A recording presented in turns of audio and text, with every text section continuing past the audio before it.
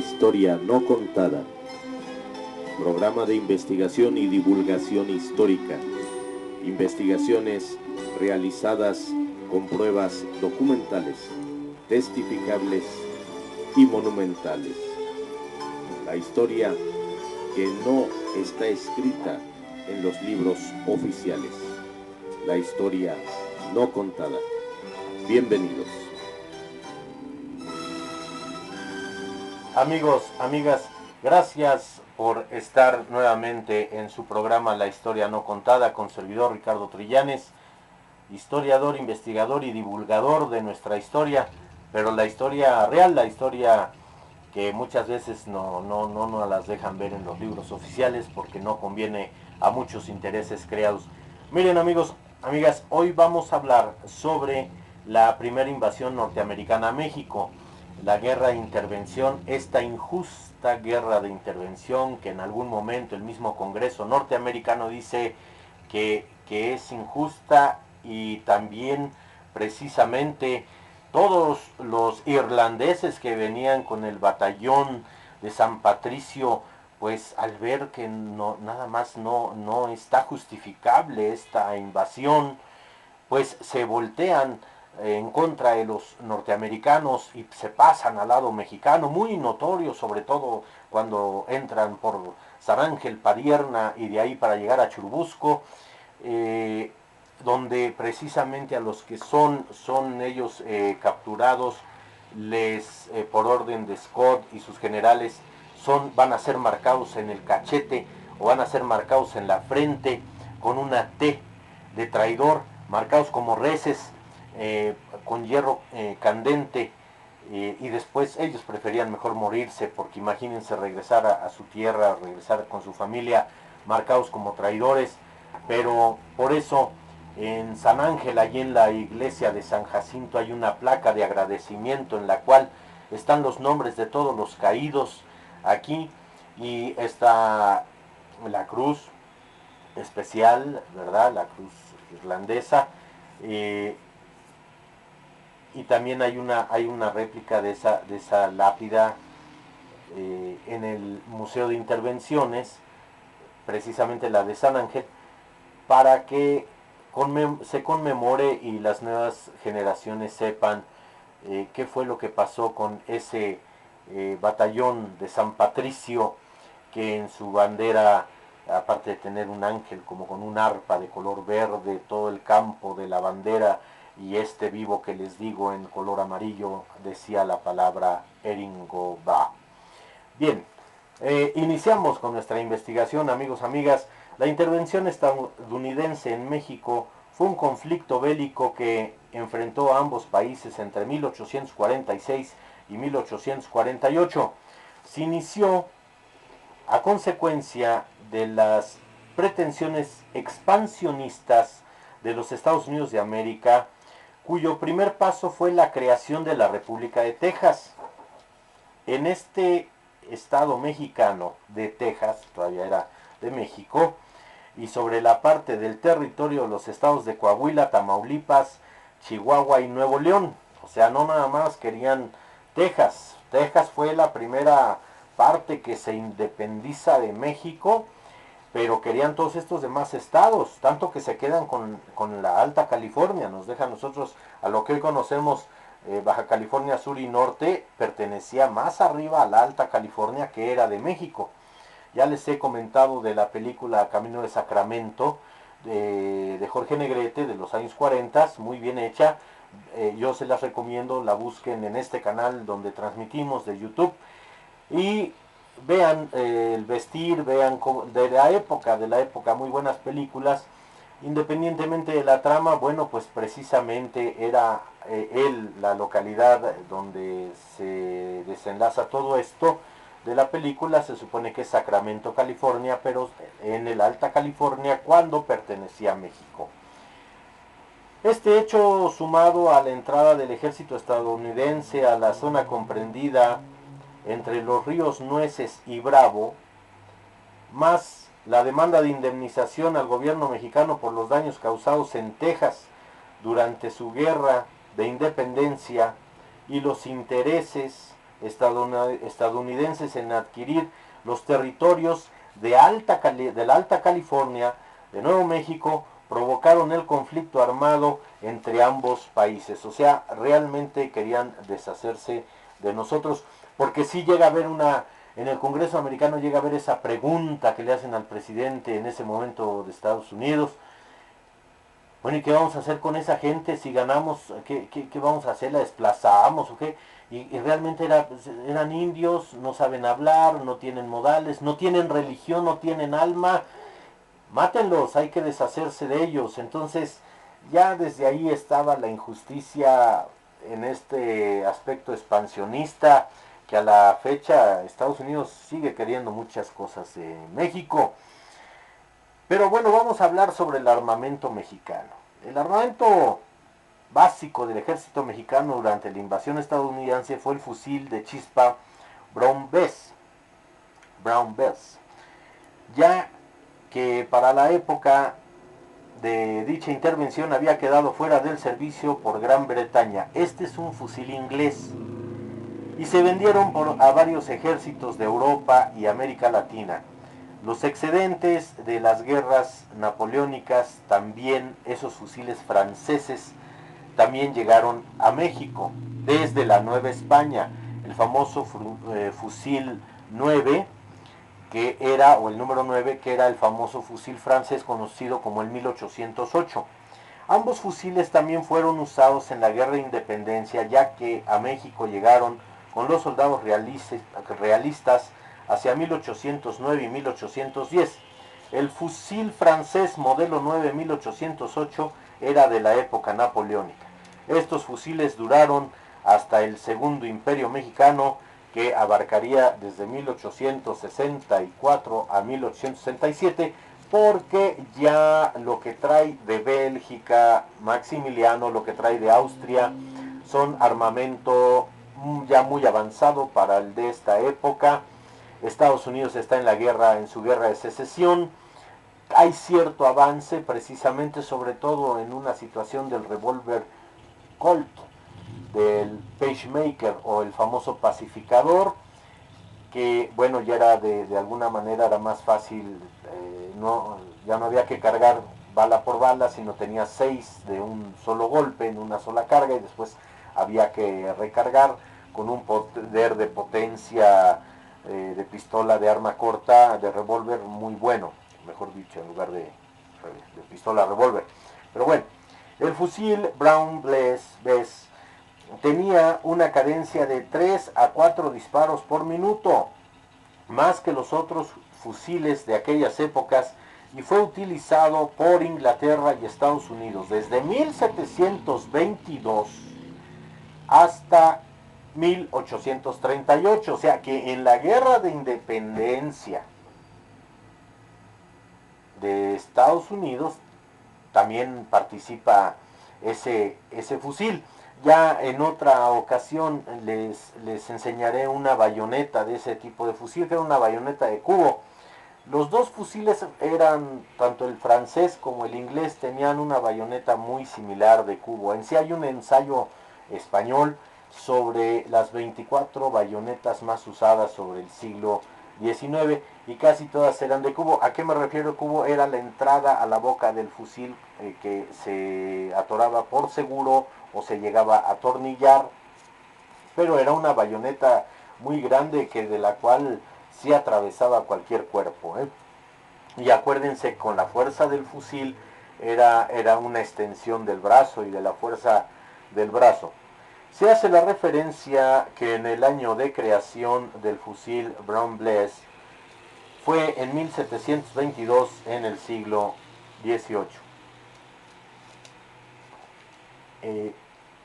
Este fusil es uno de los grandes fusiles que se usan hasta en la torre de Inglaterra. Vamos, fue muy conocido, más que el napoleónico, también por la antigüedad, lo estamos viendo. Miren, el servidor de ustedes, servidor Ricardo Trillanes, traje de la empresa que hace las réplicas de armas en Europa, en España sobre todo. Esta empresa hace réplicas de armas históricas. Y traje precisamente para un museo, el Museo del Monte de las Cruces, que exhibía ahí mis piezas, mis armas, eh, durante 9 meses. Precisamente en este proyecto logro traer estos dos fusiles, tanto el inglés como el francés, con bayoneta cada uno.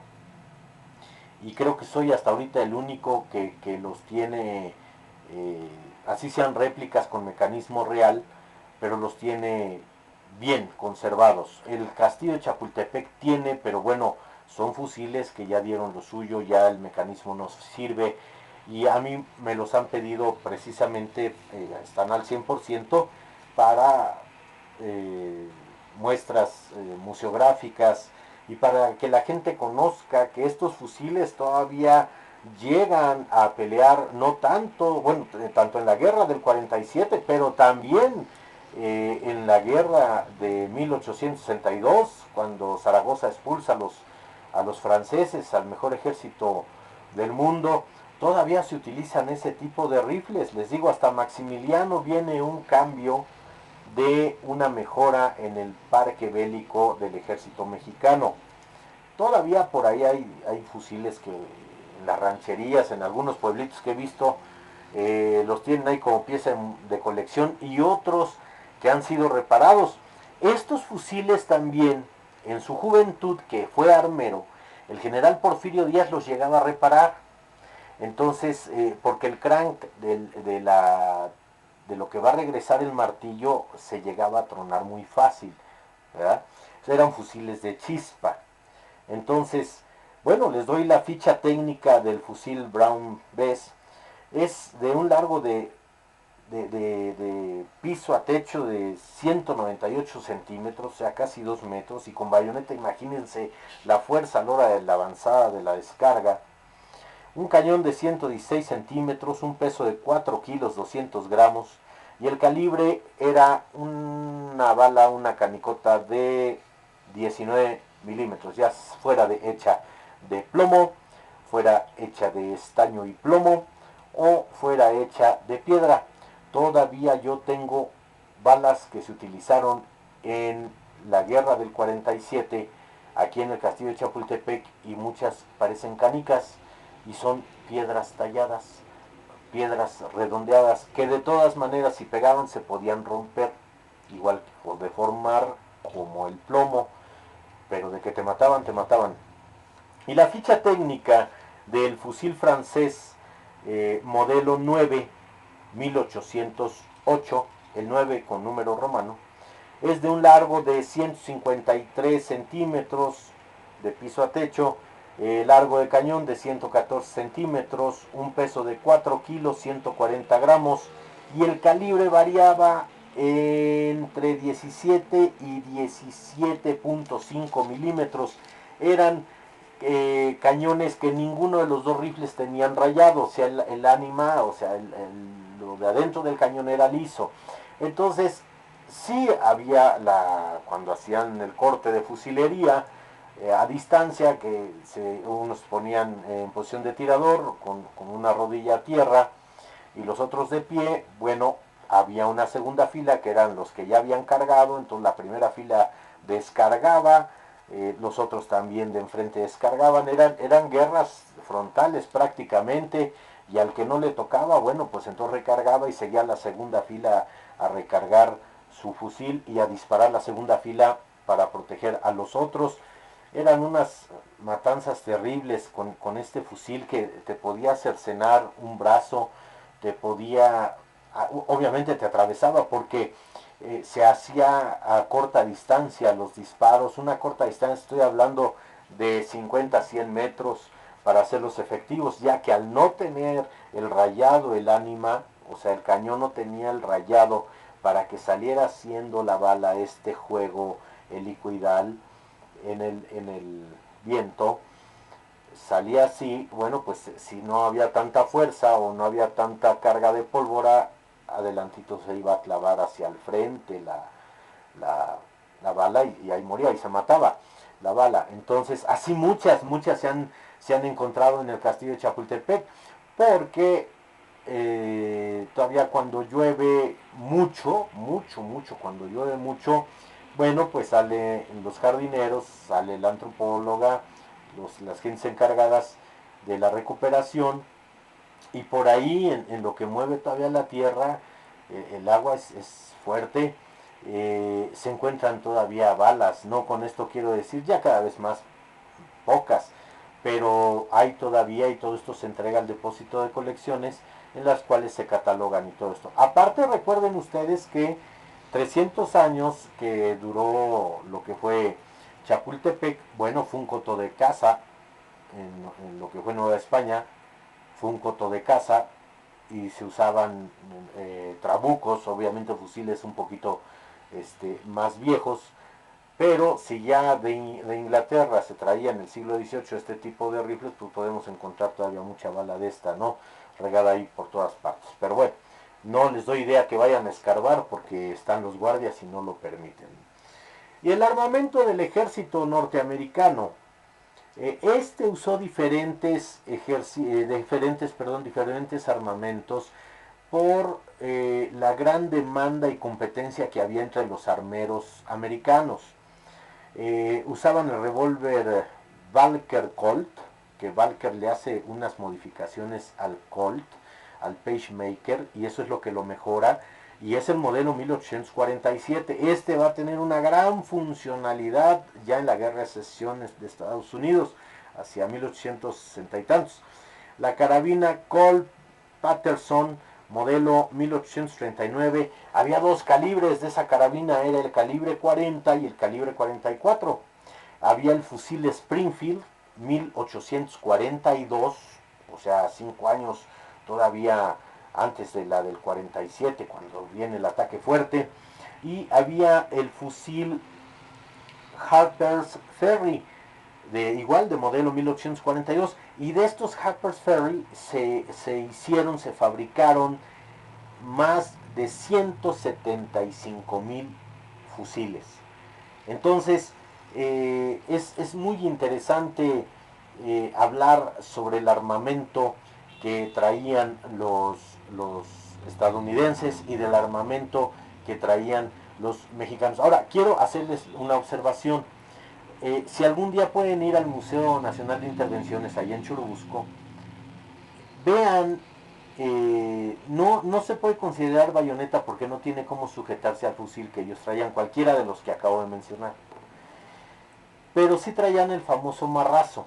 El marrazo es como el espadín, ¿no? Que se usa todavía en el colegio militar, que usa el pentatlón, que usa la escuela militarizadas aquí en México. Bueno, pero el marrazo que traía los de Estados Unidos se pasaba de un espadín en cuestión de, parecía espada romana, en sí la empuñadura en bronce, en sí el guardamanos. Hagan de cuenta que están viendo ustedes una espada romana corta, pero sí también te atravesaba, o sea, de que ellos sabían de lo aguerrido que eran los mexicanos y que como era el ejército mexicano, lo sabían.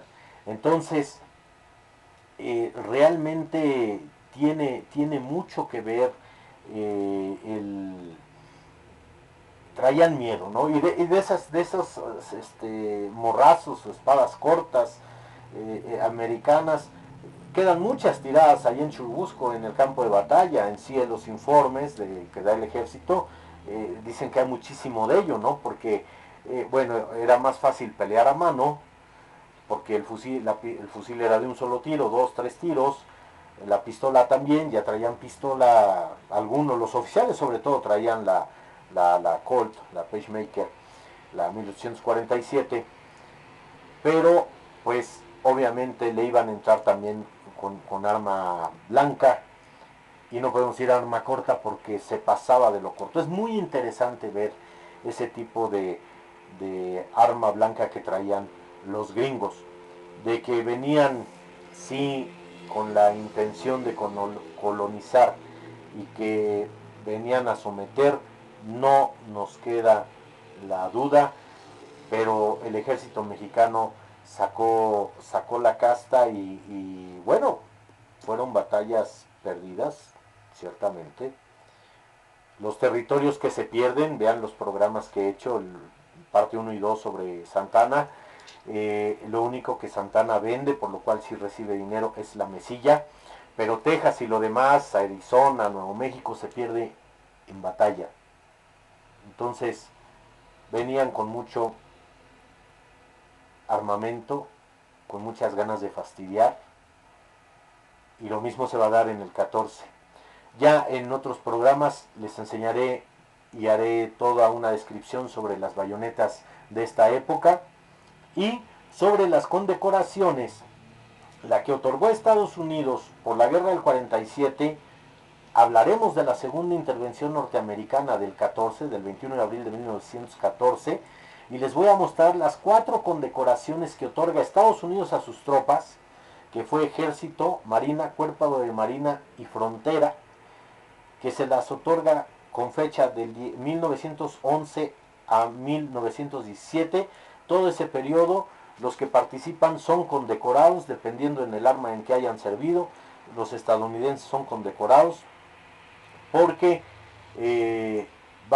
Estados Unidos, al igual que Rusia, nada más que Rusia sí se las gana, condecora hasta porque pasa la mosca. Pero son condecoraciones de afrenta hacia México. Ahora quiero ser claro, ya han pasado más de 100 años de estas dos luchas, de estas dos intervenciones. Ya hoy en día ya no es una afrenta a México, no es una falta de respeto enseñarlas. Hay aquí en México un solo museo donde las enseña, porque sí las tiene el Castillo de Chapultepec, pero no las muestra. Aquí en México hay un solo museo que sí las tiene exhibidas junto con grandes colecciones. Entonces yo en algún momento más, en otro programa, se las enseñaré con muchísimo gusto. Y bueno, espero que este programa sobre la intervención americana haya sido de su agrado, sobre todo el armamento. Y pueden buscar también estos datos en mi página que hice, es www.armasytecnologia.galeon.com. Ahí hablo de todo esto y están las fotos, sobre todo, de este tipo de armamento. Por su atención, muchísimas gracias. Me despido de ustedes agradeciendo el favor de su atención. Su amigo Ricardo Trillanes se despide, esperando vernos, escucharnos el próximo programa. Muchísimas gracias, que pasen todos muy feliz día en compañía de sus familias. Gracias.